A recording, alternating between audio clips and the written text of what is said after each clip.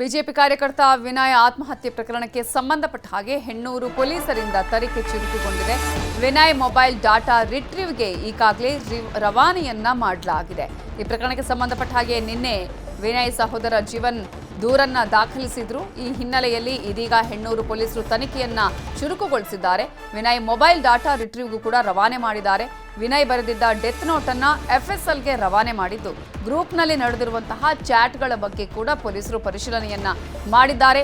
ಇನ್ನು ಆರೋಪಿ ತೆನ್ನೀರ ಮೈನಾಗೆ ನೋಟಿಸ್ ಕೊಡೋದಿಕ್ಕೂ ಈಗ ಪೊಲೀಸರು ಸಿದ್ಧತೆಯನ್ನ ಮಾಡಿಕೊಂಡಿದ್ದಾರೆ. ಆತ್ಮಹತ್ಯೆಗೂ ಮುನ್ನ ಮಾಡಿದ್ದಂತಹ ಕರೆಗಳ ಬಗ್ಗೆಯೂ ಕೂಡ ಪರಿಶೀಲನೆ ಮಾಡ್ತಾ ಇದ್ದಾರೆ. ಈಗಾಗಲೇ ಯಾರ್ಯಾರು ಕಾಲ್ ಮಾಡಿದ್ರು ಅನ್ನೋದ್ರ ಬಗ್ಗೆ ಕೂಡ ಡೆತ್ ನೋಟ್ನಲ್ಲಿ ಉಲ್ಲೇಖವನ್ನ ಮಾಡಿದ್ರು ವಿನಯ್. ಈ ಹಿನ್ನೆಲೆಯಲ್ಲಿ ಇದೀಗ ಮೆಸೇಜ್, ವಾಟ್ಸಪ್ ಚಾಟಿಂಗ್ಗಳ ಬಗ್ಗೆ ಕೂಡ ಪೊಲೀಸರು ಪರಿಶೀಲನೆಯನ್ನ ಮಾಡ್ತಾ ಇದ್ದಾರೆ, ತನಿಖೆಯನ್ನ ಚುರುಕುಗೊಳಿಸಿದ್ದಾರೆ. ಆದರೆ ಒಂದ್ ಕಡೆ ಈಗಾಗಲೇ ತೆನ್ನೀರ ಮೈನಾ ಅವರಿಗೆ ಈ ಪ್ರಕರಣದಲ್ಲಿ ಆರೋಪಿಯನ್ನು ಮಾಡಲಾಗಿದ್ದನ್ನು ಹೊರತುಪಡಿಸಿದ್ರೆ ಡೆತ್ ನೋಟ್ನಲ್ಲಿ ಉಲ್ಲೇಖ ಆದ ಹಾಗೆ ಪೊನ್ನಣ್ಣ ಆಗಿರ್ಬೋದು, ಮಂಥರ್ಗೌಡ ಅವರ ಹೆಸರನ್ನು ಕೂಡ ಎಫ್ಐಆರ್ ಅಲ್ಲಿ ದಾಖಲು ಮಾಡಿಲ್ಲ ಅನ್ನುವಂತಹ ಆಗ್ರಹವನ್ನ, ಅವರ ಹೆಸರನ್ನು ಉಲ್ಲೇಖ ಮಾಡಬೇಕು ಅಂತ ಹೇಳಿ ಬಿಜೆಪಿ ಇಲ್ಲಿಗೆ ಪ್ರತಿಭಟನೆಯನ್ನ ಮಾಡಿದೆ. ಆದರೆ ಮತ್ತೊಂದು ಕಡೆ ಈಗಾಗಲೇ ಪೊಲೀಸರು ತೆನ್ನೀರ್ ಮೈನಾ ಅವರಿಗೆ ನೋಟಿಸ್ ಕೊಡೋದಿಕ್ಕೂ ಕೂಡ ಸಿದ್ಧತೆಗಳನ್ನ ಮಾಡ್ಕೊಂಡಿದ್ದಾರೆ. ಹೆಣ್ಣೂರು ಪೊಲೀಸರು ಏನೇನಾಯ್ತು ಈ ಪ್ರಕರಣದಲ್ಲಿ ಅನ್ನೋದ್ರ ಬಗ್ಗೆ ಈಗಾಗಲೇ ಕೂಲಂಕುಷವಾದ ತನಿಖೆಯನ್ನ ಕೈಗೊಳ್ತಾ ಇದ್ದಾರೆ, ತನಿಖೆಯನ್ನ ಚುರುಕುಗೊಳಿಸಿದ್ದಾರೆ. ಯಾರ್ಯಾರಿಗೆ ಮೆಸೇಜ್ ಹೋಗಿತ್ತು, ಯಾರ್ಯಾರಿಂದ ಚಾಟ್ ಆಗಿತ್ತು, ಜೊತೆಗೆ ಈ ಪ್ರಕರಣದಲ್ಲಿ ಯಾರ್ಯಾರಿಂದ ಕಾಲ್ಗಳು ಬಂದಿತ್ತು, ವಾಟ್ಸಪ್ ಕಾಲ್ಗಳ ಬಗ್ಗೆ ಪರಿಶೀಲನೆಯನ್ನು ಕೂಡ ಮಾಡ್ತಾ ಇದ್ದಾರೆ. ಜೊತೆಗೆ ಈಗಾಗಲೇ ಮೊಬೈಲ್ ಅನ್ನು ಕೂಡ ಡಾಟಾ ರಿಟ್ರೀವ್ಗೆ ಕಳುಹಿಸಲಾಗಿದೆ, ಎಫ್ಎಸ್ಎಲ್ಗೆ ಈಗಾಗಲೇ ಕಳುಹಿಸಲಾಗಿದೆ. ಇದರ ಬಗ್ಗೆ ಇನ್ನಷ್ಟು ಡೀಟೇಲ್ಸ್ ಅನ್ನ ಕೊಡೋದಕ್ಕೆ ನಮ್ಮ ರಿಪೋರ್ಟರ್ ಮುನಿರಾಜು ಈಗ ನೇರ ಸಂಪರ್ಕದಲ್ಲಿ ಜಾಯ್ನ್ ಆಗಿದ್ದಾರೆ. ಮುನಿರಾಜು, ಈಗಾಗಲೇ ವಿನಯ್ ಸಹೋದರ ಜೀವನ್ ಕೊಟ್ಟಂತಹ ದೂರಿನ ಹಿನ್ನೆಲೆಯಲ್ಲಿ ಈಗ ಯಾವ ರೀತಿಯಾಗಿ ಪೊಲೀಸರು ತನಿಖೆಯನ್ನ ಚುರುಕುಗೊಳಿಸಿದ್ದಾರೆ, ಯಾವೆಲ್ಲ ತನಿಖೆಗಳು ಈಗಾಗಲೇ ನಡೀತಾ ಇದೆ? ವಿನಯ್ ಆತ್ಮಹತ್ಯೆಗೆ ಸಂಬಂಧಪಟ್ಟಂತೆ ಈಗಾಗಲೇ ಹೆಣ್ಣೂರು ಪೊಲೀಸ್ ಠಾಣೆಯಲ್ಲಿ ಎಫ್ಐಆರ್ ಕೂಡ ದಾಖಲಾಗಿತ್ತು. ಇದೀಗ ಪೊಲೀಸರು ಆ ಒಂದು ಆತ್ಮಹತ್ಯೆಗೆ ಸಂಬಂಧಪಟ್ಟಂತೆ ಆತ ಬಳಕೆ ಮಾಡ್ತಾ ಇದ್ದಂತ ಮೊಬೈಲ್ ಫೋನ್ ಮತ್ತೆ ಲ್ಯಾಪ್ಟಾಪ್ ಅನ್ನ ಎಫ್ಎಸ್ಎಲ್ಗೆ ರವಾನೆ ಮಾಡಿದ್ದಾರೆ. ಯಾಕಂದ್ರೆ ಈ ಒಂದು ಪ್ರಕರಣದಲ್ಲಿ ಒಂದು ಡಿಜಿಟಲ್ ಎವಿಡೆನ್ಸ್ ಇದೆ, ಅದು ಆತ ಬರೆದಿರುವಂತಹ ಒಂದು ಡೆತ್ ನೋಟ್ ಏನಿದೆ ಅದು ವಾಟ್ಸ್ಆಪ್ ನಲ್ಲಿ ಬರೆದಿರೋದ್ರಿಂದ ಅದನ್ನ ಕೂಲಂಕುಷವಾಗಿ ಪರಿಶೀಲನೆ ಮಾಡಬೇಕು, ಮತ್ತೆ ಅದಕ್ಕೆ ಸಂಬಂಧಪಟ್ಟಂತೆ ಒಂದು ರಿಪೋರ್ಟ್ ಕೂಡ ಬೇಕಾಗುತ್ತೆ. ಆ ಸಲುವಾಗಿ ಈಗ ಮೊಬೈಲ್ ಫೋನ್ ಮತ್ತೆ ಆ ಒಂದು ವಾಟ್ಸ್ಆಪ್ ನ ಒಂದು ಡೆತ್ ನೋಟ್ ಏನಿದೆ ಅದನ್ನ ಎಫ್ಎಸ್ಎಲ್ಗೆ ರವಾನೆ ಮಾಡಿ ಅಲ್ಲಿ ಅಧಿಕೃತವಾಗಿ ಒಂದು ಕಾಪಿಯನ್ನು ಕೂಡ ಪಡ್ಕೊಳ್ಳೋದಕ್ಕೆ ಮುಂದಾಗ್ತಾ ಇದ್ದಾರೆ. ಇನ್ನು ಆತ ಬಳಕೆ ಮಾಡ್ತಾ ಇದ್ದಂತ ಒಂದು ಲ್ಯಾಪ್ಟಾಪ್ ಅನ್ನು ಕೂಡ ಈಗಾಗಲೇ ಅಲ್ಲಿಗೆ ರವಾನೆ ಮಾಡಿದ್ದಾರೆ. ಇನ್ನು ಉಳಿದಂತೆ ಏನು ವಿನಯ್ ಅವರ ಒಂದು ಸಿಡಿಆರ್ ರಿಪೋರ್ಟ್ ಅನ್ನು ಕೂಡ ಹೊರತೆಗೆಯೋದಕ್ಕೆ ಈಗ ಪೊಲೀಸರು ಮುಂದಾಗಿರೋದು.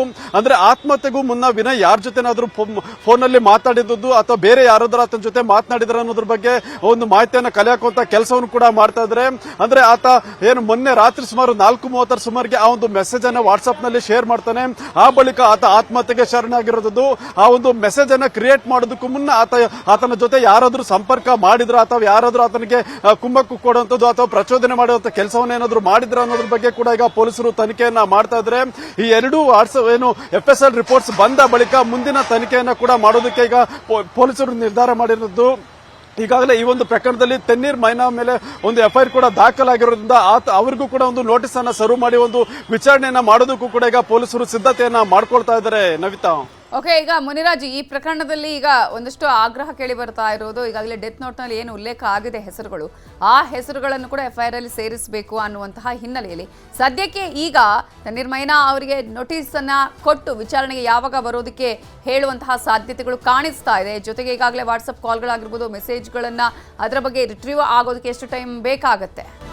ಈಗಾಗಲೇ ಮೊಬೈಲ್ ಫೋನ್ ಮತ್ತೆ ಲ್ಯಾಪ್ಟಾಪ್ ಅನ್ನ ನಿನ್ನೆಯೇ ಪೊಲೀಸ್ ಅಧಿಕಾರಿಗಳು ಅದನ್ನು ಎಫ್ಎಸ್ಎಲ್ಗೆ ರವಾನೆ ಮಾಡಿದ್ದಾರೆ. ಬಹುಶಃ ಇವತ್ತು ಅಥವಾ ನಾಳೆ ಈ ಒಂದು ರಿಪೋರ್ಟ್ಸ್ ಪೊಲೀಸರ ಕೈ ಸೇರಿದ ನಂತರ ಆನಂತರ ಮುಂದಿನ ತನಿಖೆಯನ್ನ ಆರಂಭ ಮಾಡೋದಕ್ಕೆ ಕೂಡ ಪೊಲೀಸರು ಚಿಂತನೆಯನ್ನ ನಡೆಸ್ತಾ ಇರುವಂತದ್ದು. ಯಾಕಂದ್ರೆ ಇಬ್ಬರು ಶಾಸಕರ ಹೆಸರನ್ನು ಕೂಡ ಒಂದು ಡೆತ್ ನೋಟ್ ಅಲ್ಲಿ ಉಲ್ಲೇಖ ಮಾಡಿರೋದ್ರಿಂದ ಏಕಾಏಕಿ ಅವರನ್ನು ಕೂಡ ವಿಚಾರಣೆ ಮಾಡೋದಕ್ಕೆ ಸಾಧ್ಯ ಆಗೋದಿಲ್ಲ. ಅದರಿಂದ ಅವರಿಗೆ ಸಂಬಂಧಪಟ್ಟಂತೆ ಬಲವಾದ ಒಂದು ಸಾಕ್ಷ್ಯಾಧಾರಗಳೇನಾದ್ರೂ ಕಂಡು ಬಂದಲ್ಲಿ ಮುಂದಿನ ಪ್ರಕ್ರಿಯೆಯನ್ನ ಆರಂಭ ಮಾಡೋದಕ್ಕೂ ಕೂಡ ಪೊಲೀಸರು ಚಿಂತನೆಯನ್ನ ಮಾಡಿರುವಂತದ್ದು. ಆದ್ರೆ ಏನು ಎಫ್ಐಆರ್ ದಲ್ಲಿ ಒಂದು ತೆನ್ನೀರ್ ಮೈನಾ ಅವರು ಹೆಸರನ್ನು ಕೂಡ ಉಲ್ಲೇಖ ಮಾಡಿ ಒಂದು ಕೇಸನ್ನ ರಿಜಿಸ್ಟರ್ ಮಾಡೋದ್ರಿಂದ ಅವ್ರಿಗೂ ಕೂಡ ಒಂದು ಸಾಕ್ಷ್ಯಾಧಾರಗಳು ಅವರ ವಿರುದ್ಧವಾಗಿ ಏನಾದ್ರೂ ಪತ್ತೆ ಆಗುತ್ತಾ, ಮತ್ತೆ ಅವರು ನೇರವಾಗಿ ಪ್ರಚೋದನೆ ಏನಾದ್ರೂ ಮಾಡಿರೋದು ಕಂಡು ಬರುತ್ತಾ ಅಂತೇಳಿ ಪೊಲೀಸರಿಗೆ ಮೊದಲಿಗೆ ಪ್ರಾಥಮಿಕ ತನಿಖೆಯನ್ನು ಕೂಡ ಮಾಡ್ತಾ ಇದ್ದಾರೆ. ಮತ್ತೆ ಎಫ್ಎಸ್ಎಲ್ ನಲ್ಲಿ ಇದಕ್ಕೆ ಸಂಬಂಧಪಟ್ಟಂತೆ ಏನಾದ್ರೂ ಸಾಕ್ಷಿಗಳು ಕಲೆ ಹಾಕಿ ಅದಕ್ಕೆ ಸಂಬಂಧಪಟ್ಟಂತೆ ವರದಿ ಏನಾದ್ರೂ ಬಂದ ಬಳಿಕ ಮುಂದೆ ಈ ಮೂವರಿಗೂ ಕೂಡ ಒಂದು ನೋಟಿಸ್ ಅನ್ನ ಸರ್ವ್ ಮಾಡೋದಕ್ಕೆ ಪೊಲೀಸರು ಚಿಂತನೆಯನ್ನ ಮಾಡಿರುತ್ತದೆ. ಸದ್ಯದ ಮಟ್ಟಿಗೆ ಇನ್ನು 3-4 ದಿನಗಳ ಕಾಲ ಈ ಒಂದು ಎಫ್ಎಸ್ಎಲ್ ರಿಪೋರ್ಟ್ ಬರೋದಕ್ಕೆ ಕಾಲಾವಕಾಶ ಬೇಕಾಗುವಂತ ಸಾಧ್ಯತೆ ಇದೆ. ಅದರಿಂದ ಅಲ್ಲಿಯವರೆಗೆ ಒಂದು ಕಂಪನಿಯಲ್ಲಿರುವಂತಹ ಕೆಲಸಗಾರರು ಮತ್ತೆ ಅವರ ಕುಟುಂಬದವರನ್ನು ವಿಚಾರಣೆ ಮಾಡೋದಕ್ಕೂ ಕೂಡ ಪೊಲೀಸರು ನಿರ್ಧಾರ ಮಾಡಿದ್ದಾರೆ. Navita, okay, thank you Muniraju ಡೀಟೇಲ್ಸ್ಗೆ.